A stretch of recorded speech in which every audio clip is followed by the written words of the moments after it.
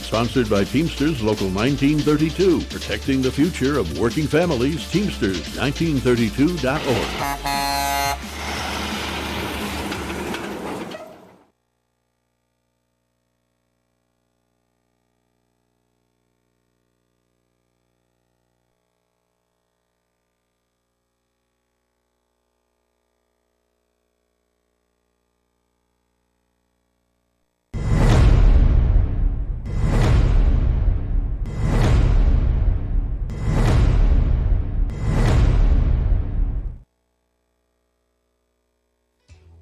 Good evening. Welcome to the Farron Dozier Show on KCAA Radio, 106.5 FM, 1050 AM.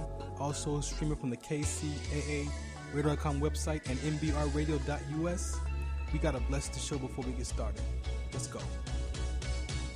When I was in my mother's womb, I had a calling on my life to do something in the glory of God and marry it like a wife.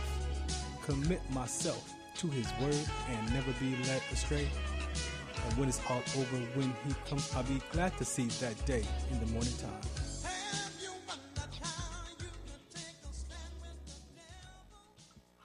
All right, good evening. Welcome to the Farron Dozier Show on KCA Radio 106.5 FM, 1050 AM. Also streaming from the KCAA Radio.com website and MBR Radio. So make sure, look, go get the apps. KCAA Radio has an app and also MBR has an app. So make sure you go download those apps and catch us streaming wherever you are on the planet now. If you're in your car in the Inland Empire, grab your device, your laptop, you got to get out of your car, type in kcaradio.com, click listen live or watch live, and you can catch us streaming from the station right now. Shouts out to my Sports Collective crew. They are not in the house today. I think they're waiting for the football season to come back, so I think they're going to hang out. Shouts out to Coach Will. He's still working with his son. It's all about getting his son that education, that scholarship. So he's being a dad and a coach all at the same time. So shouts out to Coach Will. Shouts out to Robert Lamar in the zone. We lost one of our close friends, Melvin Nunnery, who created the Scholar Me app in a untimely situation, and so we will be honoring his life this coming week out in Camarillo. That was a tough loss, but we definitely stand in the gap for his family and prayers for their peace of mind.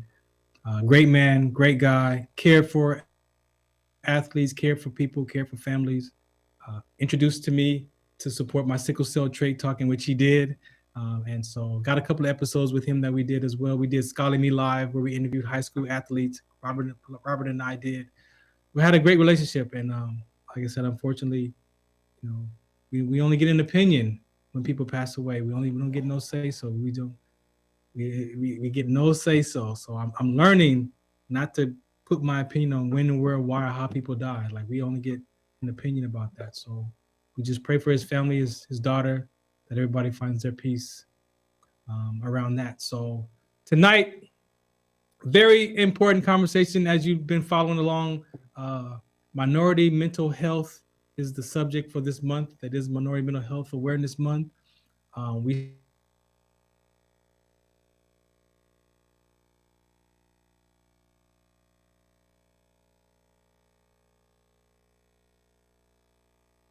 started off with my crew, Alan, myself, that topic. And last weekend we had my Hispanic community, the Latin descent community, come on, and they shared their dynamics around their perspectives and interpretation and perception of mental health, how important it is from their culture. And so tonight I wanted to have another group of culture people to come and share their background from where they're from. I hope that you take time to listen to this conversation because it's very important. There's conversations in the world that I just don't agree with, right? And if you do the history, if you do the fact checks, if you have conversations from a space of relatedness, we're not different. We're not different at all. We have the same worries, the same concerns, the same type of thoughts. We just respond and react differently based on our environment and how we grew up. But as a color of skin, we have to start dealing with that conversation because it's disconnected. For me, it's destroying us as a society by labeling one another as black and white and Asians and this and that. Yes, I mean, that's how we talk and that's how we were taught to describe life and describe people.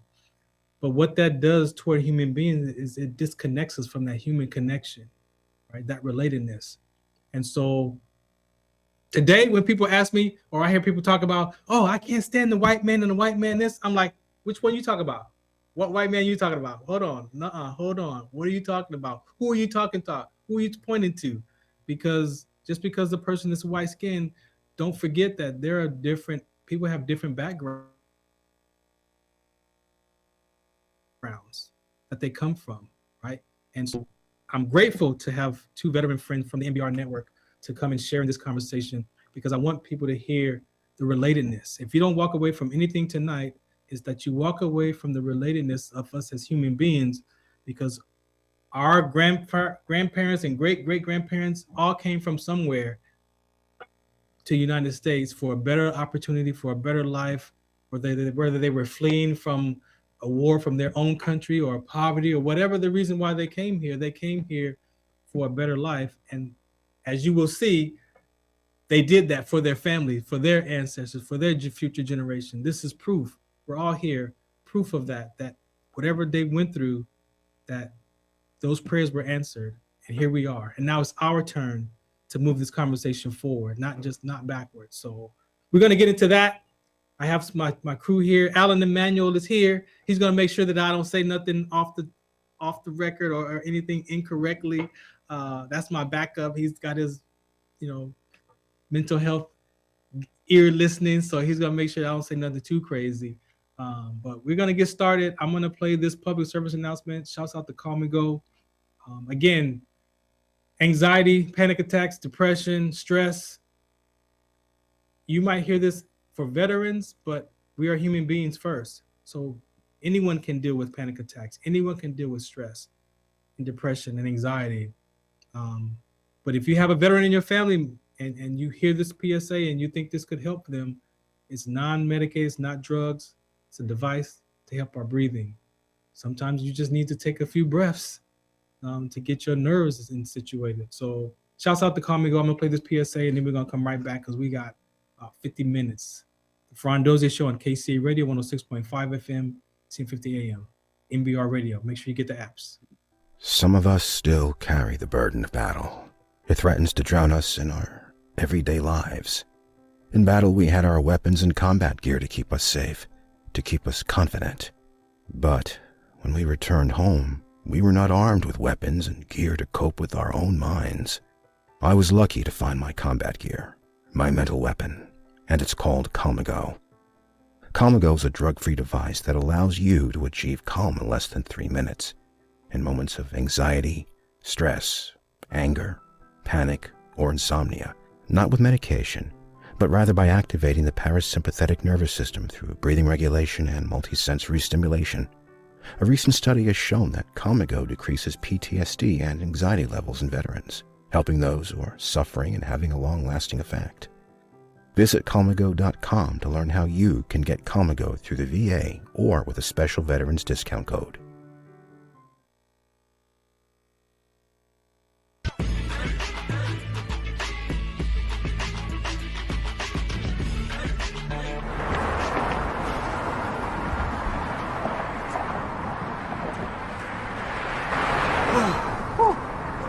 Hey, what's up, man? How you doing? I'm blessed, my brother. How you doing? I'm good, man. I'm good. Hey, did you see the game last night? Oh, that was a good game. But did you see the shot? I lost money from that shot. Oh, man, that shot was cold, I man. hated it, but it was good. Damn. What's in those jeans? You really want to know? I do. Exhaustion, muscle spasms, asthmatic issues, unexpected sickle cell trait crises. Damn. Are you serious? When I was young, I found out I had sickle cell trait. My mom's told me, but I ain't have no knowledge of it. But when I got older, I had a child, and the doctor told me my daughter has sickle cell trait.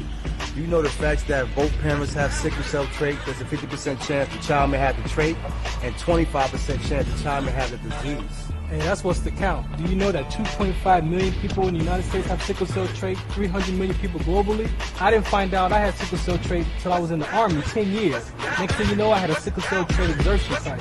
Sickle cell? I thought that was a black gene or something. Nah, man, the Latin community is number 2. 1 out of 36,000 babies are being born with sickle cell disease. You could be Caucasian, Mediterranean, European. You gotta know your bloodline, man.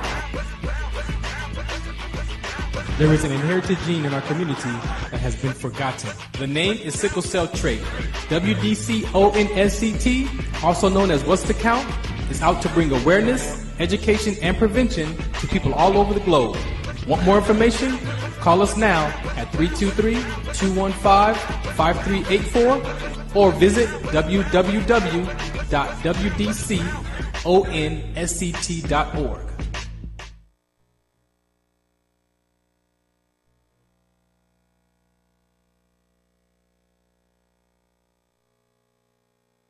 You're listening to The Farron Dozier Show on KCAA Radio, 106.5 FM, 1050 AM in the Inland Empire. Also streaming from the KCAARadar.com website, MBR Radio, TuneIn Radio, Pandora, Google Play, Blog Talk Radio, iHeartRadio, Podcast, Stitcher, Amazon Radio, just to list a few. Oh yeah, and the streaming videos are located at Tiki Live or Rumble under The Farron Dozier Show. Catch us live or catch us on the archives at the Farron Dozier Show. Shout us out, What's the Count? Visit farrond.com for more information.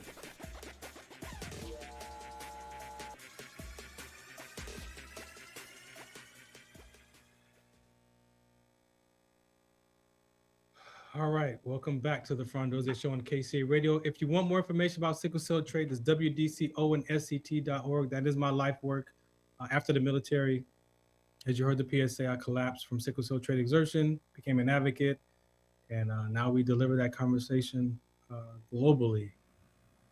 And my teammate right here, what's up, yo? What's going on? You okay this week?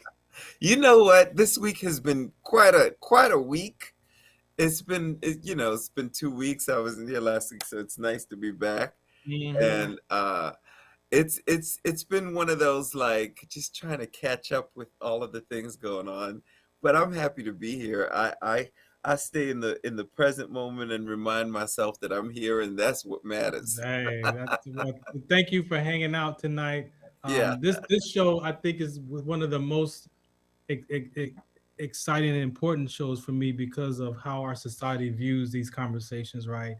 Yeah. And I just that whole black and white and this and that, and like we objectify each other so much to the point where it's just destroying us as a community. And for this to be Minority Mental Health Month, perfect opportunity to rip that Band-Aid off and just have some real life talks, right? And this is why I'm excited, been waiting for this episode.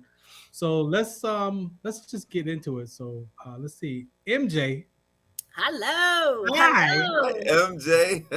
How are you? I love your smile, Alan. I'm going to tell you that every time. Hey, thank you, MJ. I'll receive all the love. You're welcome. MJ, introduce yourself to the listeners for me, please. My name is MJ. I'm a Reverend of Light. I'm a Reiki Master Therapist. I work with belief switch patterns for a conscious, positive thinking of life, that any event or trauma that we go through has a positive outlook and a learning life lesson that Father, Mother, God put us here to learn. I can agree with that. Thank you. Yeah. Give us a little bit of background of your ancestry, where you came from. So I am second generation Italian, and I am 12th generation Pennsylvania Dutch. So I am 3/4 Italian and 1/4 of Pennsylvania Dutch. So my family were immigrants. They went to Ellis Island. And speaking of minorities, he was Italian. He came from Sambruca. And when he got to Ellis Island, he couldn't speak English.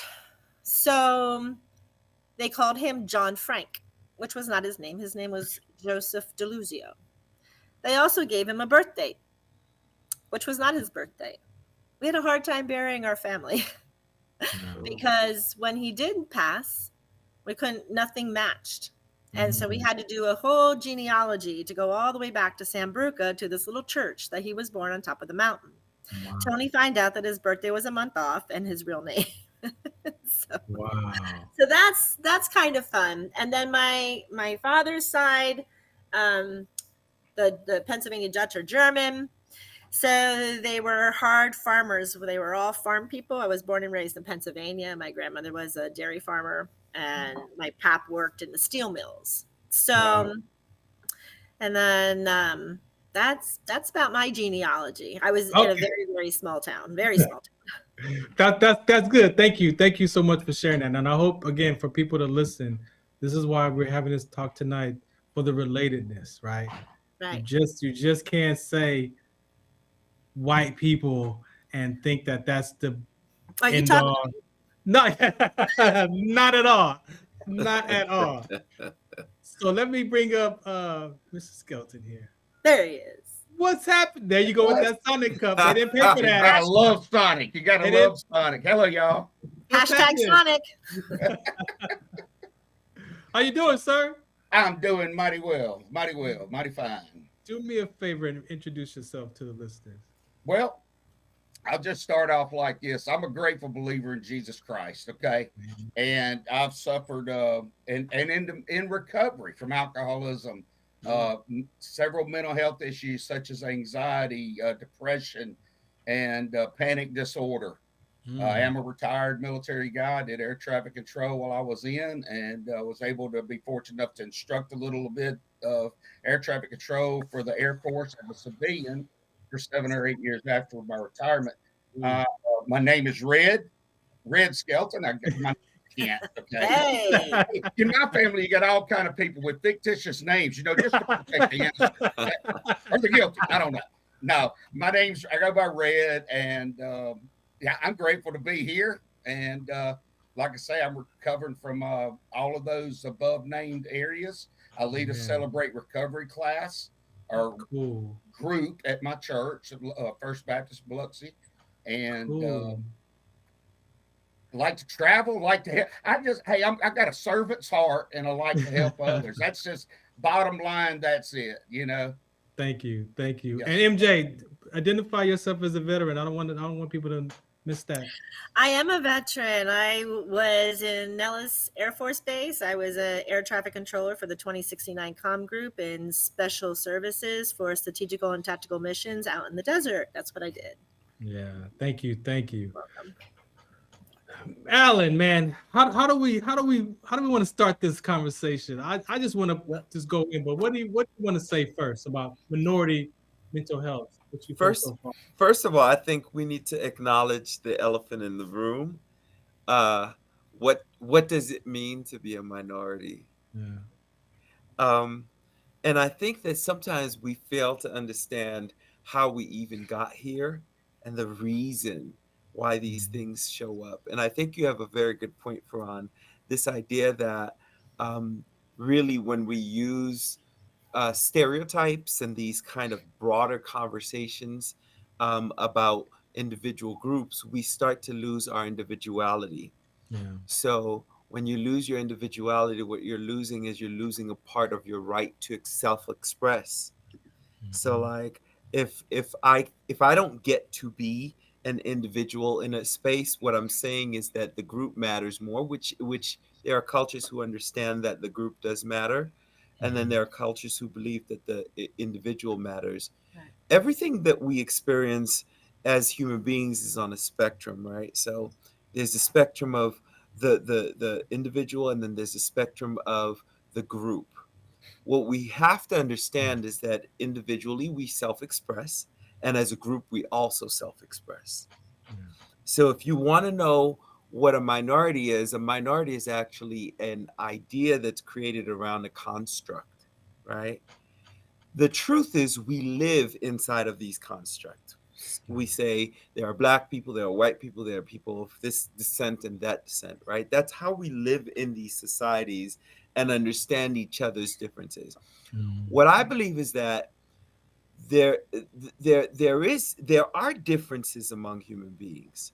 Wherever the differences came from, we know that there are differences, and there are differences among groups, because if you're raised in a cold culture, you're going to have different cold related cultural, events in your life. If you live in a hot culture, you're going to have certain things that happen. If you live within a certain mass and there are certain fruits that grow in certain areas, you're going to have certain food differences. Yeah. So there are differences. There are differences among human beings. And if we don't acknowledge differences, then we can't acknowledge the similarities either, because it's all a part of the spectrum that we exist. Right. But you don't look at a butterfly and get mad because this one has blue wings and this one has green and this one has yellow. Right? You kind of look at a butterfly and you say, wow, look at that one with the blue and that one with the red. Human beings are the only ones that have used our ability to ascribe judgment and started saying, well, this one's better because it has the blue, and this one's better because it has the green, right? And that's where the conversation needs to become clear. Yeah. What is a minority? And unless we acknowledge that it is a concept that we created, then at that point, we cannot be honest about what are the differences, what are the similarities, and how do they affect us. Yeah. Thank you. And so, yeah. MJ, what do you want to say to that? So I believe this. When I treat people for balance, it's always about balance. And it's always about remembering God made the tree, he didn't make the chair, right? We're conditioned by the time we're 5 years old, the conditioned patterns of our ancestors. So it's beautiful that you brought up, where are you from? Because back to Alan, yes, these concepts or these morals or these upbringings are installed by the time you're 5 years old. You're going to make that adult by a child being 5. Between birth and 5, you have already installed belief patterns, whether they're old patterns, whether they're old belief systems. Now you've installed this. Hence, there are still people today with judgments, with egos. And then when we have these judgments and egos, they're not a balanced system, and we don't know how, because we are conditioned. So you almost feel sorry for these people because they know no better, and they're conditioned that way of thinking. It's the same as when I treat some of the people as clients, and when I'm treating them, and it's amazing how many men that are coming in being very emasculated by women. And when we start digging into this is not good, right? So where did this start? So cutting ancestral cords, where it's an event or it's a belief system that no longer serves a purpose in this era or in this decade, I believe in severing these cords and then understanding the total positive belief flip of why, right? So in every lesson, I believe that God created is a catalyst for all of us. I also believe that Father, Mother, God put each and every one of us in a bowl like this, shook it up and said, now balance. Balance. Wherever you are, balance. And no matter what happens, you look at the positive thing. Flat tire in the morning is thank you. I don't know what for accident I would have been in, but thank you, God, for allowing me to fix this right now. Hey, thank you. Red, hello. What do you hear about that? What comes to mind? I tell you what, I really appreciated that last thing that MJ said, because, man, when something happens, it happens for a reason, and we better be thankful for it, okay? Amen. And sometimes, hey, and I know sometimes it is horrible. A horrible thing might happen. Yeah. But it's still for a reason. With my belief, it's God's will, okay? Right. And maybe it didn't have to go that way, but maybe some decisions caused it to drift that way, and because the balance might have been out, right? I mean, I believe we got a meaningful balance, and that's to be good and to have love, for everybody. And I know that God is love, and I think I'm fortunate also for my upbringing, even though I was born in the South. Okay. I'm And sorry, Red. No. that's what. Bless. So you're saying bless your Miss heart. Young Red. wants to know. Hey, but I was born in the South, and but I was brought up in church. You know, I was brought up by believers. My family and my grandparents and things like that, they were believers. You know, and so I think that has. I think you're obviously are brought up a certain way. Yes. And not that you're going to be, you're going to be a carpenter, or you're going to be a work out in the field lumbering, you know, that you're going to be a salesman, you're going to be a banker, you know, here's a lawyer. But and granted, a lot of families have that where fathers and sons and daughters take after their mothers and fathers and follow in their footsteps. Fortunately for me, I believe, and you know, and as it might sound, but my parents were good Christians, you know, and so I was able to come up like them. I don't do the same thing my dad did. Right. I don't do the same thing my mom did. And anyway, so I mean, I think it's come up with me. That was instilled in my heart early, even though I drifted away from it. Okay. Right. Through those teenage and rebellious years, and maybe in the military. Doing, you know, with air traffic control, we did being in the military period, but air traffic control, we had debriefs daily, you know, and they usually involve partaking of adult beverages and stuff like that. For many of us, not all of us. I partook. It was a celebration. It was a celebration every morning and every night. Man, it was a celebration. If there was no accidents during the day. Yeah. Everybody did a good job. Hey, and then we'd still talk about what we did wrong and how we could have done it better. And this for me is where the emotional part of this conversation happens, because as Alan was saying, the other side of that for me is the labeling and my upbringing that we need to objectify life so that it keeps us safe. It does. It keeps us safe. That's how we survive. The brain is designed to survive life. But outside of it, go ahead. You said that, and that's the third time. So I always say when I hear something in threes, I have to point it out, right? Go ahead. Right? Father, Mother, God says, when you see threes. Anyway, you keep saying about the ethnics, right? There's the pattern. It is now, I don't know about you guys, but I'm sure it's all over.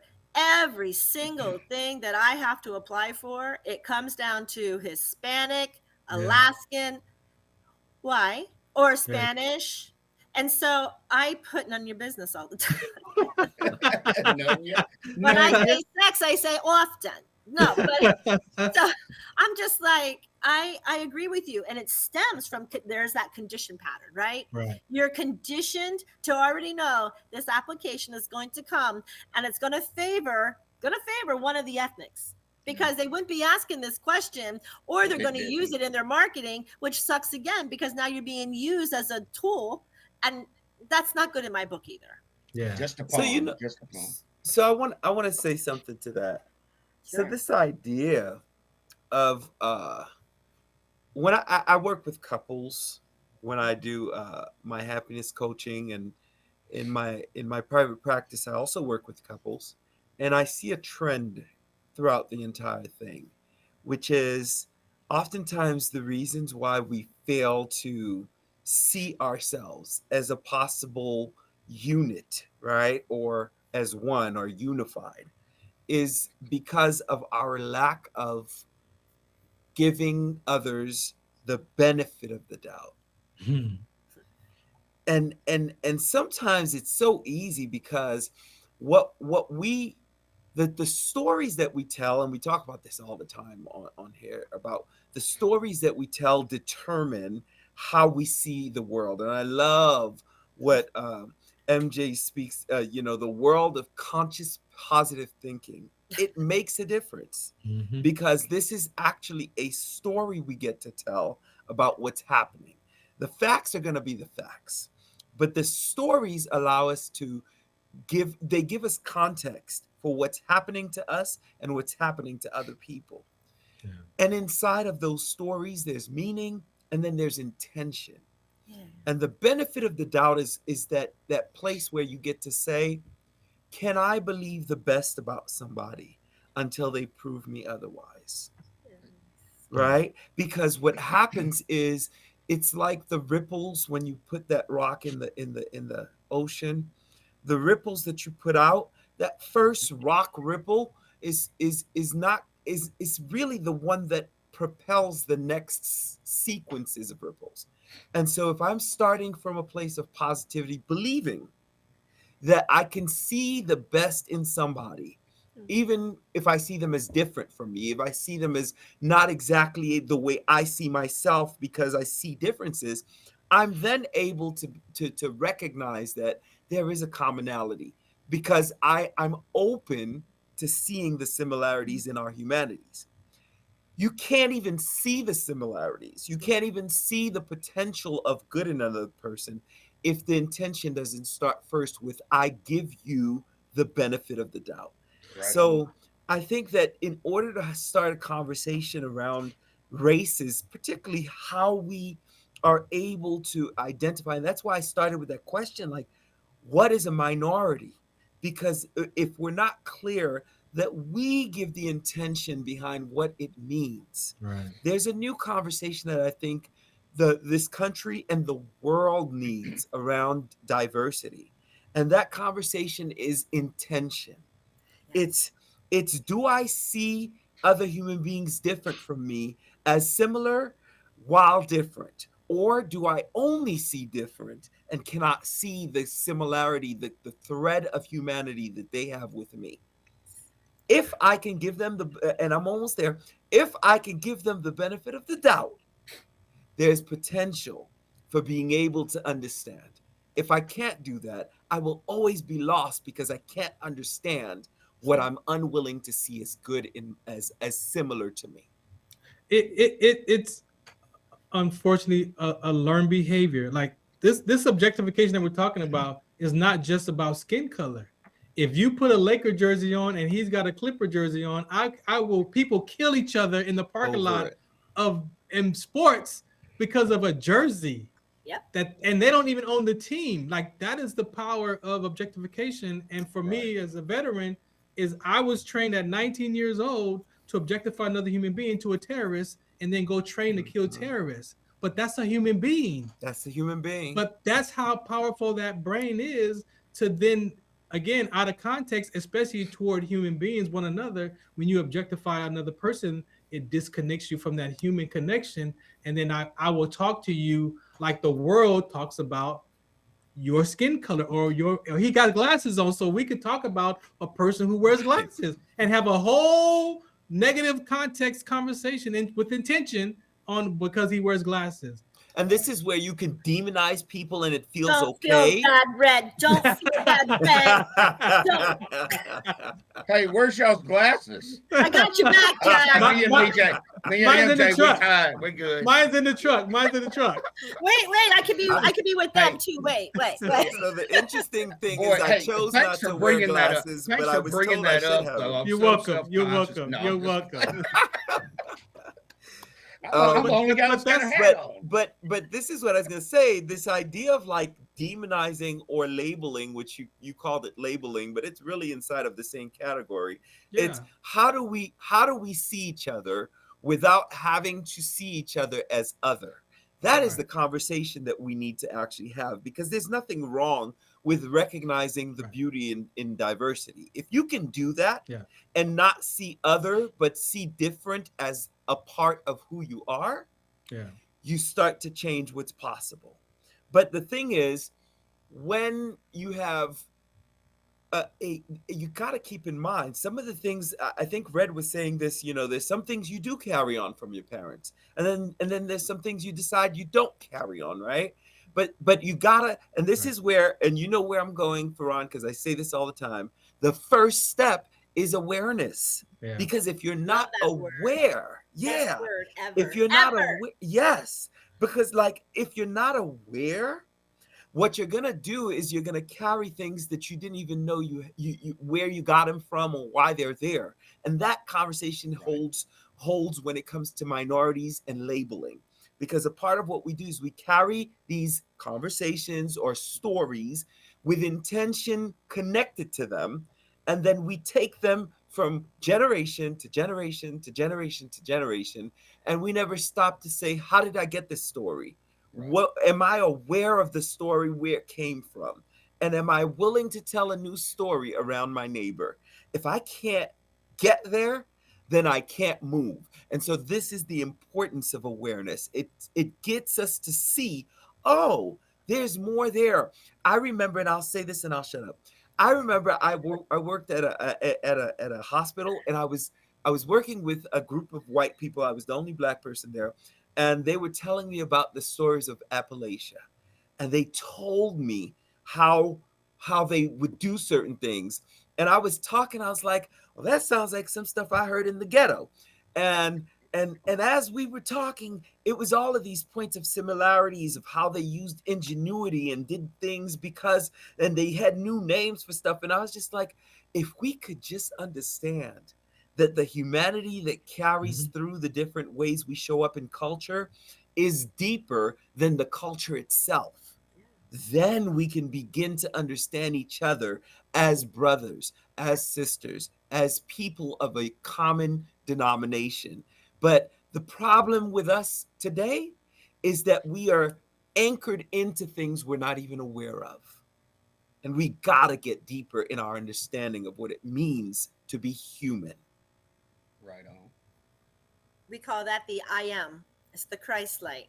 I am that I am. And the Christ light in me sees that Christ light in you. And so that means we are all one, because every denominational religion says the same thing. We are one. We are a unit of energy that is created by the ultimate maker of whatever you call God, right? That is that divine. And if you can understand the principle you just shared, it elevates the conversation past the differences into how do we partner with each other to exist. You look at energy. Together. Yeah, because you look at energy and forget the ego. You all right, I gotta see you're higher. I gotta play this public service announcement again for Calamigo, and then we'll be back because I got some more specific questions for our two guests right here on the Farron Dozier Show on KCA Radio on 6.5 FM, 1050 AM, and MBR Radio.us. Shout us out. What's the count? Some of us still carry the burden of battle. It threatens to drown us in our everyday lives. In battle, we had our weapons and combat gear to keep us safe, to keep us confident. But when we returned home, we were not armed with weapons and gear to cope with our own minds. I was lucky to find my combat gear, my mental weapon, and it's called Calamigo. Calamigo is a drug-free device that allows you to achieve calm in less than 3 minutes in moments of anxiety, stress, anger, panic, or insomnia, not with medication, but rather by activating the parasympathetic nervous system through breathing regulation and multisensory stimulation. A recent study has shown that Calamigo decreases PTSD and anxiety levels in veterans, helping those who are suffering and having a long-lasting effect. Visit Calamigo.com to learn how you can get Calamigo through the VA or with a special veterans discount code.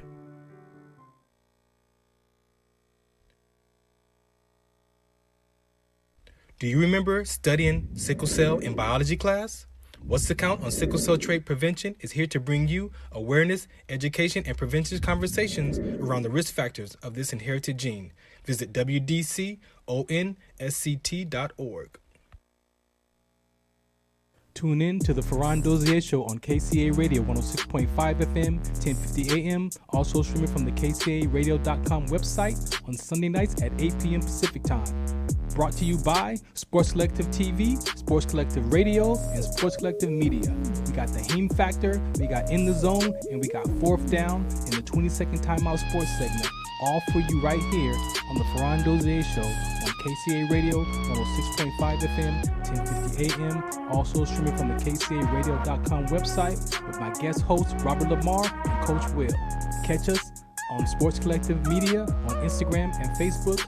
And make sure you watch us Sunday nights at 8 p.m. on KCA Radio, 106.5 FM, 1050 AM. Also streaming from the KCARadio.com website. Music, talk, sports, and so much more. The Farron Dozier Show.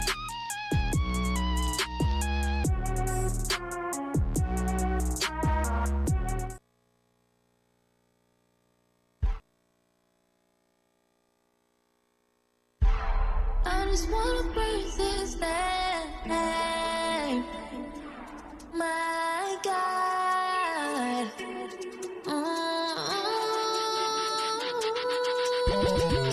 Lift his name up high, dedicate this life, give him all we got. We will testify with our hands held high, keep him up in the sky. I just wanna praise. I just wanna praise. I just wanna praise. I just wanna praise. I made it up out of the city, avoided the hate and the gritty. Me and my little brother, my lovely mother tried to make it easy, but we was some knuckles though. We used to let them knuckles throw. We used to let them chuckles go when we thought about the places we would go. Yeah, lights off. Yeah, no, really. Lights off. Yeah, no money. Lights off. Under the candlelight. All right, welcome back to the Farron Dozier Show on KCA Radio 106.5 FM, 1050 AM. That's right, you can catch me on Lit Live on Saturdays. It airs at 7 o'clock and Sundays at 5 p.m. That's the Christian Hip Hop Talk Show, the Revolution Radio Show. Shouts out to Jay Love and Lillian Martinez. They're on a break right now, so I have the show to myself. So we'll be having some fun with that, interviewing some Christian hip hop music artists, or just people who want to share their conversations around God and Jesus and the Holy Spirit. And if you have music, we can play that music too as well. So that's Saturdays at 7 p.m. and Sundays at 5 p.m. That's pre-recorded. So if you are a guest on there, we will pre-record that episode. It's only audio only, so we'll pre-record that and now add it up, edit it, chop it up, and send it to the station to air for Saturday. I want to bring up MJ first because what I learned as I'm taking this conversation on when the Italians came to this country, right, and they settled in their environment. One of the things that the person who told me this story was, the Italians, they had their drugs and moonshine. They did whatever they did, but they used their finances to better their family. They sent them to school, like they did these. This is what I'm being told about this conversation. And then as blacks, we use our money to buy rims and clothes and so he pointed out this. My friend pointed that out to when these different people, second-class citizens, they say came to this country, they migrated into their own types of ghettos and things like that, and they stuck together. But even in those cultures, they didn't get along with other races and nationalities, even in those environments. I don't know how much of that you could speak to, but anything you want to say about that part of your culture? Well, my grandfather would never, he was very strict. Nobody was allowed to speak English or speak Italian ever. Wow. He made it when we got here. I mean, he had it rough because he couldn't speak English, but he knew that it was the free country. It was the country that had all the pride and able to grow any business you want. And he did. I mean, he did exactly what he set out to do. Truly, which, he was only a small boy, small guy when he got here. He wasn't very old. And my great grandmother, she was, I think part of it was time. I'm stumbling because I don't like the segregation part of Italian, Irish, Black. I don't, however we got here.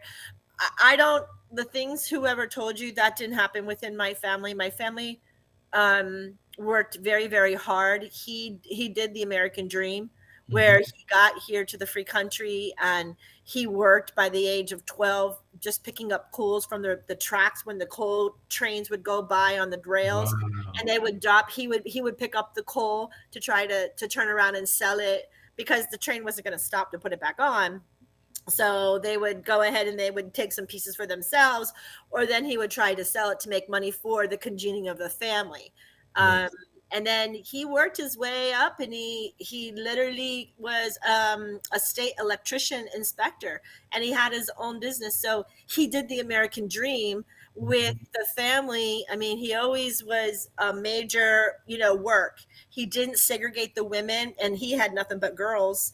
I mean, they had 5 girls, and the one died, I think, at 1 or 2 years old. I never knew him, but I knew the rest of my aunts, and they all they had that frame of work ethic, that the more that you work is the more that you're going to get in life, and the harder that you work is the more God's going to give you back in receiving. That's how I was brought up in that family. So my ancestors were boxed up in New York in cages. The ones that were the Italian Irish descents, they were boxed up, and there was 4 to a cage, and there's pictures of that. You can check that out. So we were truly slaves to the mining fields. We were slaves, to the actual Englishmen who nestled and landed. Right. So we had to follow order, right?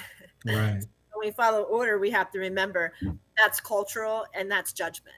Right? Yeah. Thank you for saying that, because that's the whole part of this conversation, for people to hear the background of people, so we don't have these stories like my friend tells me, like, oh, they just stood there, they sold drugs like we did, and they how did he say?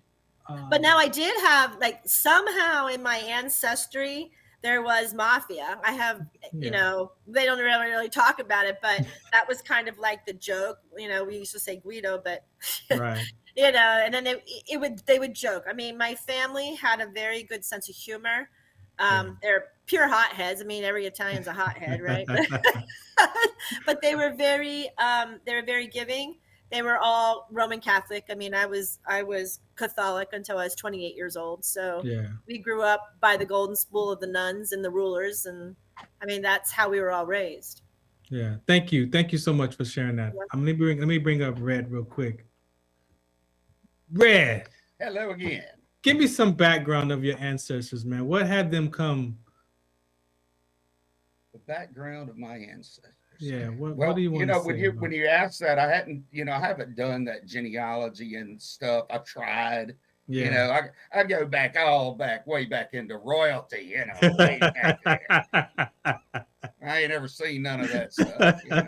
But according to the book, but then you can make those wrong left and right turns as you go back, and who knows what. Exactly. When I try to really verify it, I go back to my great grandparents, most of them coming from somewhere up along the East Coast, not knowing when they actually, or which generation exactly it was that came to the U.S., came to America. I do know that I'm pretty sure my grandmother's one side of her family were the latest, or the most recent to come from Europe. And I'm really pretty sure she was, from England, that area and stuff. So the other ones, though, I really don't know. I know that we didn't have, everybody wasn't university students, college students. There were a couple, in the latter generations, in my generation. Oh my gosh, I don't know. I'm probably one of the only ones that didn't finish before they ever did a regular job, But I was trying to do it on my own little rebel, And but anyway, ended up going in the Air Force, which is the biggest blessing I've had, I think, For sure. As far as a career. And but most of them went to college. I believe my mom had a couple brothers and a sister that went to college, out of 8 of them, And my dad, I know that there was one that went and got a 4-year degree right off the bat, I'm not sure about the other 4 or 5. But, so I really can't, speak real heavily. You know, I'm pretty sure we didn't have no mob guys. No, we might have had some people like the moon. You know, I am from Mississippi, right? Yeah, you are from Mississippi, so you know they might have had some a little moonshine back on the other side of that hill. I have no idea. You know? Thank you. But, Let me bring everybody back because I want to end this up with you, MJ. We're talking about minority mental health. How did your family deal with mental health? If you could kind of sum that up in a couple of minutes, what was that like for you growing up with dealing with It was mental pretty abusive. Because I got whacked all the time for something wrong. That was mentally abusive. health? Yeah, I'm kidding. You know, I have to be honest. We didn't see a lot. I mean, where I grew up, I mean, I only had 200 people in my class, and a lot of them were from neighboring towns, boroughs, you know, or villages. I grew up in a very rural area. So I mean, I literally had one mulatto and one Chinese guy. Like that was it. But nobody saw them any different. We didn't treat them any different. I mean, not that I was aware of. yeah, So as far as mental health, we really didn't have a mental health issue in the family. And ironically, where I grew up, there was a mental health hospital. It was called Danville State Hospital. And we Wow. literally lived right by it. And I mean, we used to call it, we had Hitler, we had hobo. I mean, we had these names in town for them. And it was the institutionalized, just like Hayhurst, right? It was those types of institutions, and they still have them up there for the mental ill. And we just learned that they were different. Like my mother, she was a surgical PA, so she always just said they're different, but God loves them all the same. So we love them because they're different, you know. And they would dress up. The guys would. The hobo, he would dress in these big old shoes that never fit him, or these big clothes, and that's how he got his name. And so when I think about mental health, I think about them. I think about my Freddie Sheppersons or my Larry Gipples or my, you know, I think about them in town, that we love them no matter what. yeah. Thank you. You're welcome. Thank you. Red, how did your family address that mental health conversation, if at all? I tell you what, I think I had a grandmother that had like a nervous breakdown, but it was in like I think it was the late 40s, early 50s. I can only imagine how tough it was back then. Right, you know. exactly. I think she had 5 kids, you know, and just barely making it and that type stuff. And so I really can't. I don't know. I don't think it's worth talking on that, you know. But I had heard that. Yeah. And then, hey, you know, there's yours truly. Where she drinks a lot and then ends up being, you know, the not the nutty guy, but the guy that's got some problems. Yeah. And it kind of grew on me just suddenly, you know. There were different things happening. I can't credit it to one particular thing. I'd always been cool as a cucumber. You know what I mean? I'm still pretty cool. Don't get me wrong. Don't get me wrong. Oh, you cool, Red. You cool. Hey, but no, you know, but then I did have some things that actually, for whatever reason, had a strong effect on me. And, you know, and so we're going from here, but that stuff started in the late 90s, early 2000s. Yeah. And the man upstairs, my belief in God and staying in scripture. And I think more than, I mean, no, that's huge. Being a grateful believer, knowing that I've been saved and accepting it, you know, and like, hey, I'm not worthy of it by any means, you know, I'm sorry, you know, or I was sorry and still a sinner, but I have that servant's heart, and I think it's made. Why did I have to go? I don't ask the God, hey, why did I have to go through that? You know? Yeah. But it's simply like the car breaking down, having that flat tire, your battery not working. Things happen for a reason. I've experienced this for a reason. I still have residuals of it. Okay.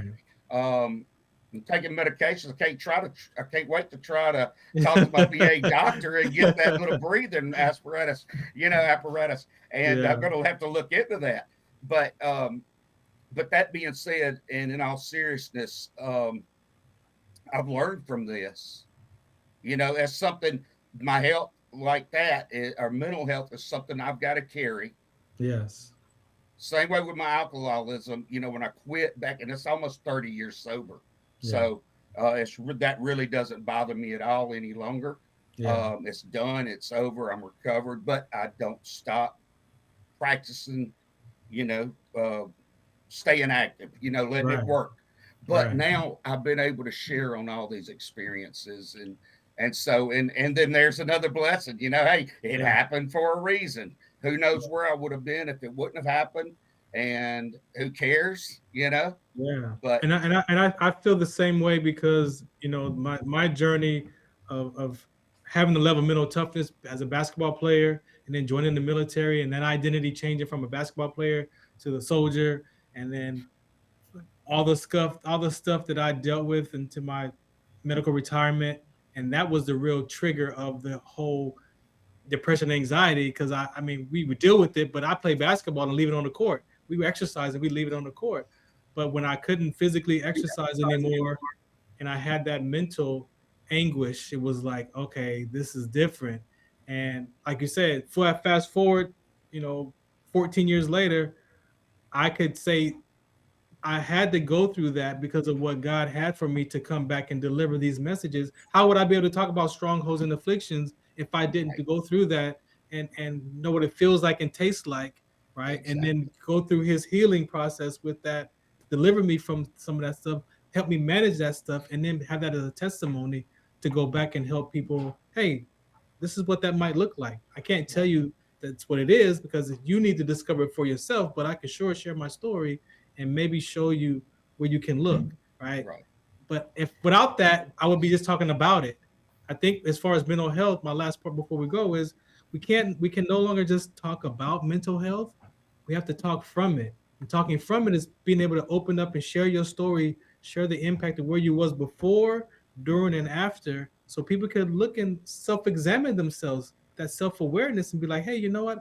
I kind of think like that or feel like that sometimes too. What is that? Well, let me show you where to look, because it might be. But if I just talk about it and then I hang up this phone and hang up this computer and we're done, and you still walk away with no support, lost, like that doesn't work anymore. But I believe that we have to be able to talk from this conversation so people can hear, connect, relate, and then find the courage. Act and find the courage to take that step and find some support, find some help. So I got to get out of here. Alan, man, thank you so much. Appreciate you for hanging out. Red, thank you so much. MJ, I appreciate you as well for hanging out with me. Ron, can I ask you a question? Yes. About mental health? Yes. Do you believe that mental health is higher and increased in all levels around the world than it ever has been? Yes. Do you believe that it's caused by a hieroglyphic of electromagnetic frequencies that are being produced by gram weight? That I can't speak to. I know that food can cause, because we're chemicals, right? So there's food that can cause depression, anxiety. I know that much, but the other part I don't. But I gotta go. We are done here. We will have this conversation again. This is the Farron Dozier Show on KC Radio 106.5 FM, 1050 AM. Shout out to y'all. Thank y'all. FarronD.com for more information. See you next Sunday. KCAA, where every day is a great day. For over 75 years, the Marine Toys for Tots program